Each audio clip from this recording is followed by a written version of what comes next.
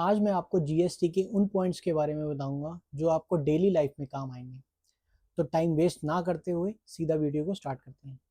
GST के बारे में जानने के लिए आपको उसके बेसिक नॉलेज होनी चाहिए। जीएसटी के बारे में समझने के लिए पहले आपको सप्लाई के बारे में समझना पड़ेगा। सप्लाई एक ऐसी ट्रांजैक्शन होती है गुड्स या सर्विस की जिसमें कंसिडरेशन होती है बिजनेस की। पहले समझते हैं ट्रांजैक्शन क्या होती है। अगर कोई इंजीनियर किसी डॉक्टर को अपनी आर्किटेक्ट की सर्विस देता है तो उसको ट्रांजैक्शन माना जाएगा। जैसे अगर आप कोई आईफोन लेने जाते हैं तो आपने अपना पुराना आईफोन दे दिया और उसके बदले में 50,000 रुपये भी दिए, तो ये भी एक ट्रांजैक्शन होगी। अब देखते हैं गुड्स क्या होता है। किसी भी तरह की मूवेबल प्रॉपर्टी जिसको आप यहाँ से वहाँ ले जा सकते हैं उसको गुड्स कहते हैं।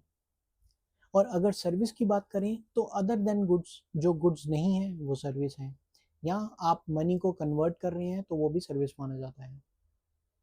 तीसरा पॉइंट आता है कंसिडरेशन का।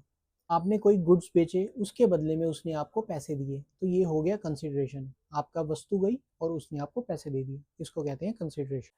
चौथा पॉइंट आता है इन कोर्स ऑफ बिजनेस। मतलब अगर आप कोई भी transaction in course of business करते हैं तो वो ही सिर्फ सप्लाई माना जाएगा।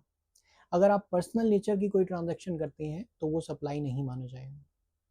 तो इसका क्रक्स ये निकलता है कि अगर हम कोई भी ट्रांजैक्शन करते हैं गुड्स या सर्विस की जिसमें कंसिडरेशन इन्वॉल्व होता है और बिजनेस के पर्पस के लिए होता है तो वो आपकी सप्लाई माना जाता है।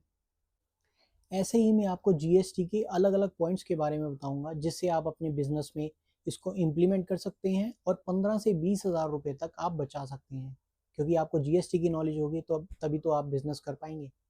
आगे मेरी जीएसटी की सीरीज आने वाली है जिसमें मैं आपको जीएसटी के एक एक बारीक पॉइंट्स बताऊंगा जिसको आप बिजनेस में इम्प्लीमेंट कर सकते हैं और अपने डेली लाइफ में उसका यूज़ कर सकते हैं। अगर वीडियो अच्छी लगी हो तो ज़्यादा से ज़्यादा शेयर करिएगा भाई, और चैनल को सब्सक्राइब कर लेना ताकि और जो अपडेट्स आने वाली हैं, जो सीरीज़ आने वाली है जीएसटी की, उससे आप अपडेटेड रहें और उसको इम्प्लीमेंट कर सकें अपने बिजनेस में।